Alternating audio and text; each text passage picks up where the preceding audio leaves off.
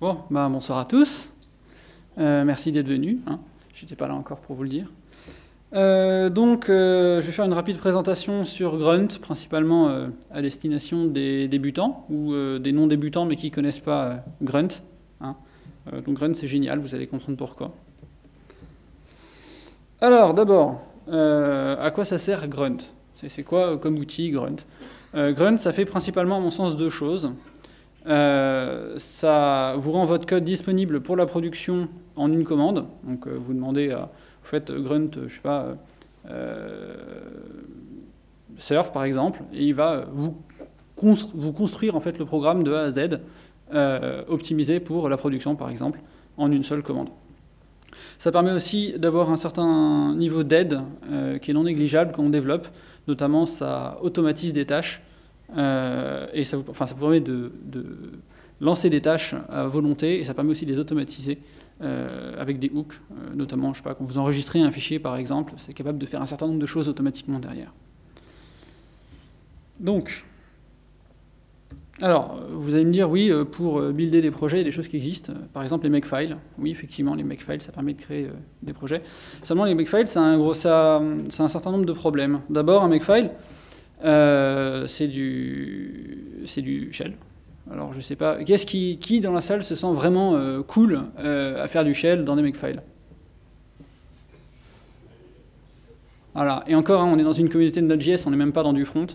Donc pour dire à quel point les makefiles, généralement les gens, ils aiment pas, quoi. Les makefiles, alors d'abord, Grunt vous permet d'avoir une approche, vraiment on parle au niveau global, on a une approche qui est plus de la configuration, alors qu'un makefile c'est plus je vais scripter en fait la manière dont mon projet va se construire. Les gens aiment beaucoup en fait tout ce qui est configuration. Regardez dans tous les projets, généralement vous avez un config.js, un config.ini, un config.quelque chose. C'est pour ça, en gros, c'est une des raisons principales qui a poussé le créateur de Grunt à faire ça de cette manière. Heureusement, on peut aussi scripter avec Grunt, hein, si vous n'avez pas juste de la configuration. Donc si vous voulez faire des choses très spécifiques, vous êtes un fichier, Grunt utilise un fichier qui s'appelle le gruntfile.js. Donc .js signifie que vous pouvez faire tout ce que vous voulez dedans. Donc il n'y a pas de limite. Voilà. Ensuite, il y a un autre gros avantage au Gruntfile, enfin à tout l'écosystème Grunt, c'est qu'on n'est pas dans un gros makefile monolithique ou dans un système de makefiles imbriqués les uns dans les autres, mais qui sont très compliqués à comprendre et en gros, si vous avez un problème dans un makefile, bonne chance. Voilà. Donc il y a beaucoup de gens qui ont essayé de faire plein de choses, genre les CMake, Jake, Cake, etc., adaptés à leur propre plateforme pour résoudre le problème. Mais en l'occurrence, le concepteur de Grunt trouvait que ce n'était pas suffisant. Moi, je pensais la même chose. Voilà. Et Grunt utilise en gros les bibliothèques standards et la bibliothèque standard de Node et les modules NPM, ce qui permet d'être très compréhensible, très facile à utiliser. Et quand vous êtes dans Grunt, vous pouvez vraiment utiliser Node tel que vous avez l'habitude de l'utiliser. Voilà, donc Grunt vous permet d'avoir quelques petits trucs sympas, genre le logging unifié par Grunt, le fait que vous puissiez, par exemple, à l'intérieur de votre configuration, parce que je répète, un Grunt c'est de la configuration, que dans votre configuration vous pouvez faire du globbing de fichiers facilement. Donc il y a un certain nombre d'outils qui vous sont donnés par défaut. Voilà, je ne vais pas m'appesantir plus longtemps sur les descriptions ennuyeuses, on va regarder un peu de code pour comprendre comment ça marche. Donc, alors un Gruntfile, tout d'abord, donc un exemple, hein, je lis mon fichier package.json, d'accord, ça me donne une variable pkg que je peux réutiliser pour genre mettre le nom du projet quelque part, la version du projet ou quoi. Généralement, on voit ça beaucoup dans les Gruntfiles. Alors Grunt a deux grandes méthodes qu'on retrouve partout, register_task et load_task. Register_task, ça permet donc de créer une tâche. Typiquement, on a une tâche hello world qui va faire un console log hello world. Alors voilà, la tâche s'appelle hello world. Donc si on ouvre une console et qu'on fait grunt hello world, ah ouais, super. Grunt hello world, ça va marquer hello world, voilà. Alors là, je mets un moins gruntfile, ça spécifie un gruntfile particulier, parce que j'ai appelé mes gruntfiles pour la démo 0, 1, 2, 3, 4, 5. Mais normalement, vous n'avez pas ça. vous n'avez pas le moins grunt file ici, là. Parce que vous n'avez qu'un seul grunt file. Voilà, et vous avez donc une tâche hello world qui s'exécute et qui dit hello world. Ensuite, vous avez... Oui, je continue en haut de l'écran. Donc, par exemple, vous pouvez lancer une tâche qui elle-même va lancer d'autres tâches. Donc typiquement, là, si j'appelle une tâche call main, elle va appeler hello world. Incroyable. Bon, je ne fais pas la démo parce que c'est facile.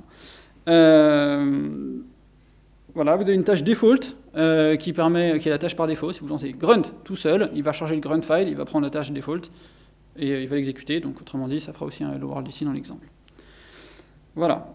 Vous avez un petit exemple d'asynchrone. Si vous avez des tâches asynchrones à l'intérieur de votre exécution, vous pouvez utiliser this.async à l'intérieur de grunt, qui permet ensuite, qui vous donne une méthode done que vous pouvez appeler une fois que la méthode asynchrone s'est exécutée.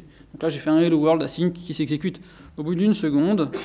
Et a priori, si je fais async et que je l'appelle, voilà, il exécute la tâche, il attend une seconde et il affiche hello world async.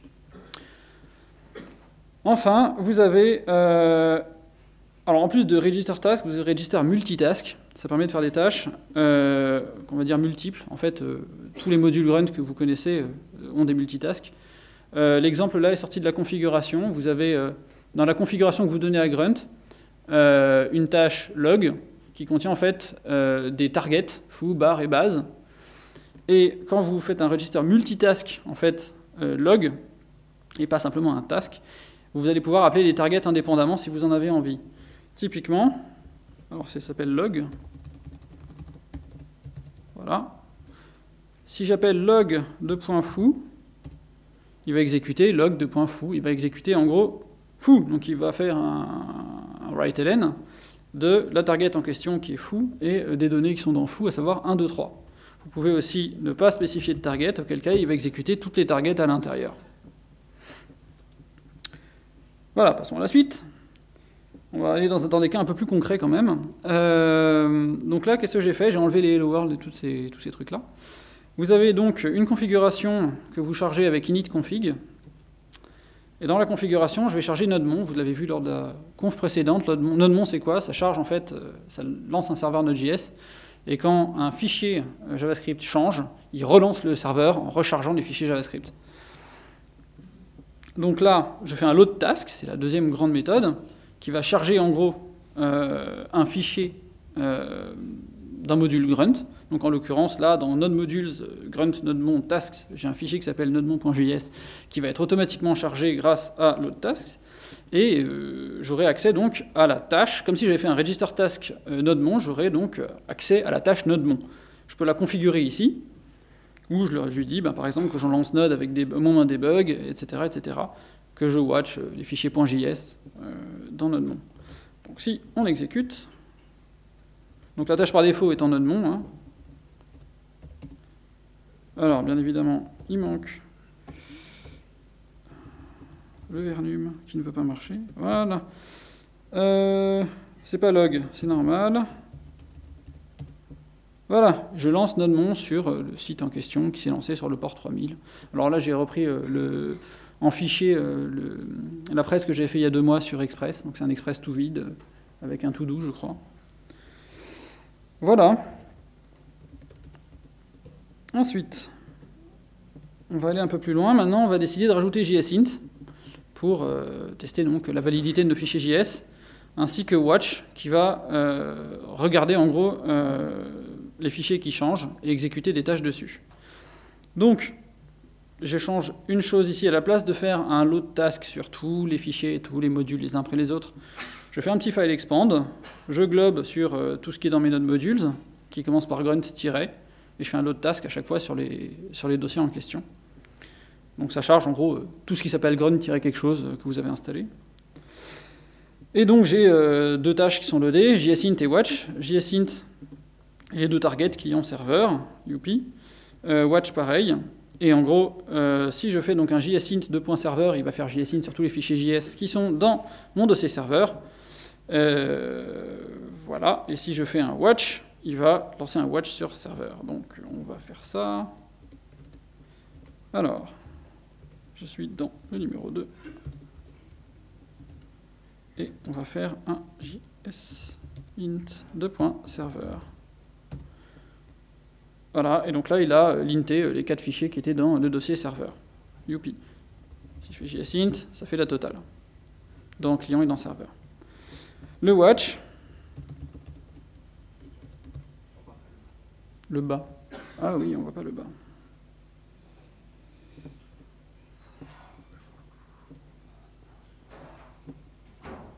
Voilà. Alors, le watch va en gros surveiller, voilà, il est en attente, il surveille les modifications que je fais à l'intérieur de mes fichiers. Et là, typiquement, je watch le serveur.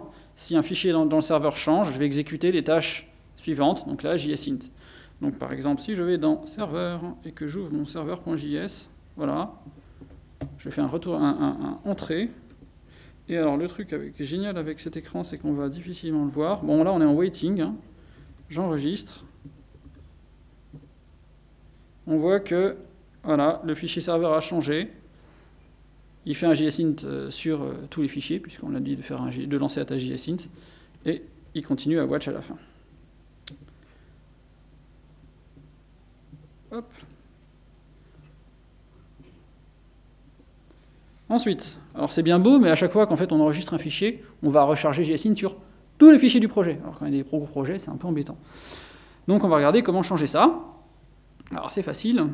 On va choper l'événement watch de Grunt, et on va regarder si ça commence par server/. Si oui, on change la variable jsint serveur src par le nom du fichier en question. Et donc, au lieu d'avoir tous les fichiers qui sont dans cette variable et qui vont être traités par jsint, on n'aura simplement que le fichier en question. Voilà. Je vais pas, pour gagner du temps, je ne vais pas exécuter tous les tâches, tous les trucs. Hein. Ensuite, on va rajouter du test. Donc là, pour l'exemple, j'ai utilisé Mocha. Donc je rajoute Mocha test. Mocha test s'exécute sur tout ce qui est dans le dossier test. Voilà. On rajoute un watcher de la même manière qu'avant, dans le watch, de la même manière qu'avant, on va regarder si un fichier de test a été enregistré. Si un fichier de test a été enregistré, dans ce cas-là, on relance le test sur ce fichier. Si on enregistre un autre fichier du projet qui n'est pas un test, on va relancer pour le coup toute la batterie de test. Ça paraît logique. Et là, vous avez un autre truc qui s'appelle env, donc c'est un grunt-env. Ça permet de changer les variables d'environnement de Node directement avec la configuration de Grunt. Donc là, typiquement, je peux faire une target test, et je dis que la variable d'environnement node env sera égale à test lorsque j'ai fait un env test. Voilà. Et pour utiliser ça, vous voyez dans le watch, quand je change un fichier JavaScript sur le serveur, j'appelle certes jsint sur le fichier, mais j'appelle aussi la tâche test. Tâche test étant là, qui normalement lance tous les tests, mais qui change d'abord la variable d'environnement si dans mes tests, par exemple, j'avais besoin de cette variable d'environnement à test. Voilà. Et enfin, je vais vous montrer un autre truc qui est vachement cool. C'est Node concurrent. Alors, Node concurrent, ça permet d'exécuter des tâches de manière concurrente et non plus séquentielle. Si j'ai besoin d'exécuter deux choses à la fois. On voit ça pas mal quand on doit, par exemple, compiler par exemple, des fichiers d'un préprocesseur CSS et en même temps, par exemple, faire du jsint sur du JavaScript. C'est deux tâches qui peuvent être faites simultanément. Ça permet de gagner beaucoup de temps au build. Et qui permet notamment aussi de les mettre dans des watchers, où quand on fait CTRL-S, ben, pouf, tout marche tout seul, mais tout marche tout seul très vite. Vous n'attendez pas 5 minutes que votre projet se build pour voir si votre console log vous donne ce que vous voulez. Voilà. Donc par exemple, ici, dans la configuration concurrent, avec la target run, les tâches qui s'exécutent de manière concurrente vont être nodemon et watch. Je log bien évidemment l'output des deux tâches concurrentes. Et par défaut, j'appelle concurrent.run, ce qui fait que quand j'appelle grunt, il va immédiatement me lancer le serveur avec nodemon, et il va aussi watcher. Pour rappel, hein, nodemon, il watch les fichiers JavaScript, il recharge le serveur quand le fichier change. Watch, quand le fichier change, il va lancer la batterie de test, et il va lancer jsint. Donc, ouais, c'est ça. Je lance grunt, tout bêtement, et on voit qu'il lance la tâche concurrent run, et de manière concurrente, il va lancer watch et node-mon. Donc par exemple, si je vais dans serveur.js et que je change une ligne, et que j'enregistre, qu'est-ce qui s'est passé? Le fichier serveur a changé, il exécute donc JSIN sur le fichier en question, il n'y a qu'un seul fichier qui a été enregistré, pas de raison de lancer JSIN sur tout le projet. On a la tâche env-test qui permet de passer la rep d'environnement, node env à test. On lance les tests Mocha, les deux tests, on lance toute la batterie de tests, alors j'ai fait deux tests, un plus 1 et un moins 1. Et on relance le serveur une fois que tout ça c'est fait. Voilà. J'ai fait un peu le tour des grandes fonctionnalités que vous pouvez trouver dans Grunt au niveau de Node.js, c'est-à-dire au niveau back. Ce Grunt est très utilisé au niveau front. À la rigueur, je pourrais vous montrer. Le mieux, ce serait de regarder pour vous, si vous êtes intéressé côté front, le site nodejsparis.fr, qui, je rappelle, est open source. Il y a un super Grunt file avec plein de choses, notamment qui compile le CSS, Stylus, Jade et compagnie. Si vous voulez faire aussi du front-end.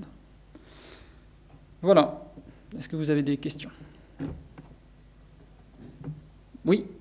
Par rapport à Brunch, c'est quoi les principaux différences, avantages ou défauts, si tu connais un peu Brunch? Je connais mal Brunch. Brunch est très récent. Je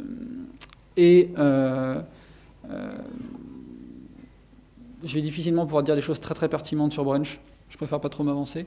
Il y a Khalid Jebari, pseudo Jebs, qui est assez présent sur la scène JavaScript, pas mal sur Paris.js et qui vient de temps en temps ici, qui a déjà fait une presse sur Brunch.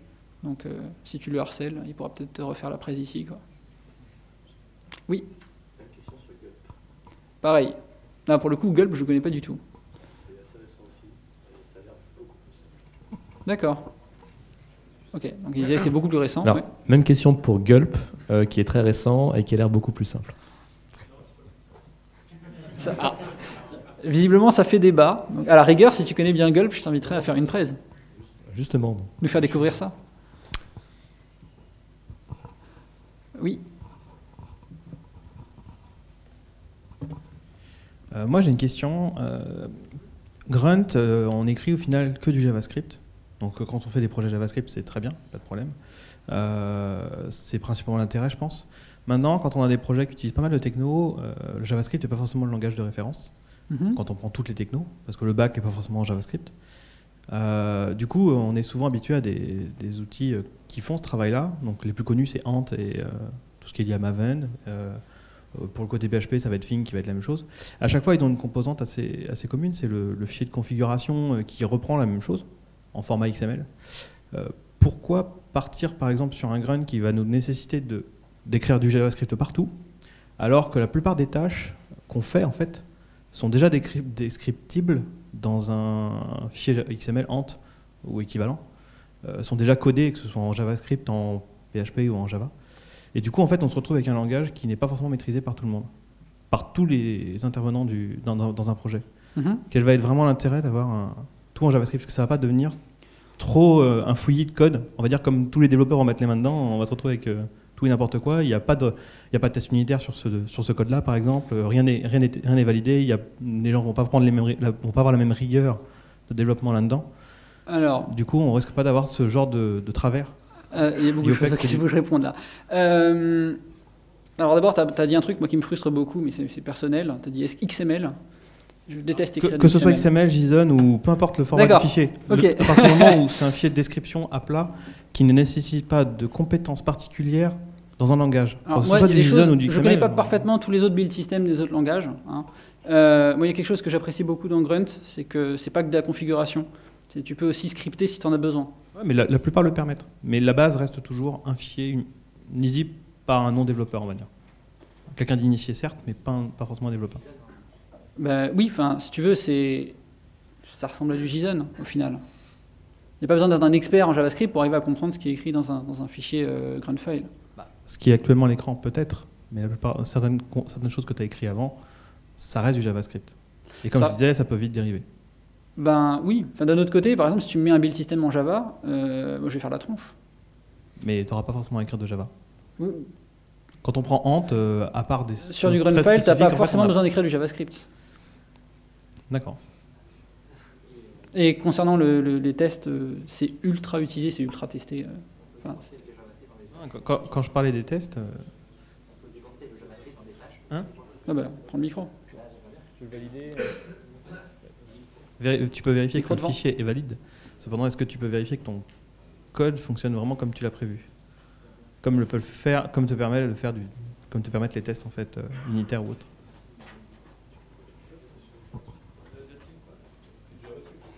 Ouais.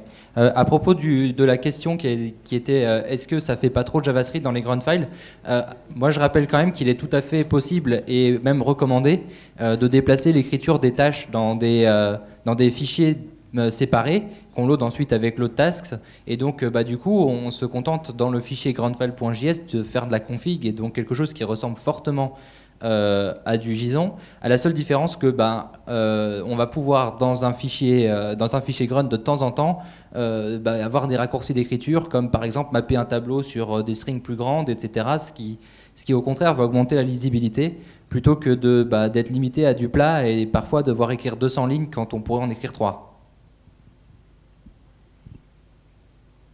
Il y a quand même quelques avantages à avoir du scripting plus que du JSON, quoi, en fait.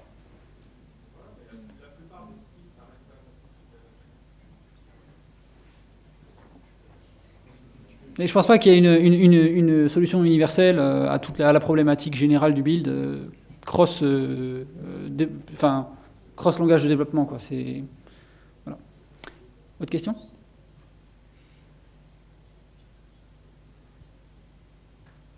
Non. Bon, on est parti pour 10 minutes de break. Merci.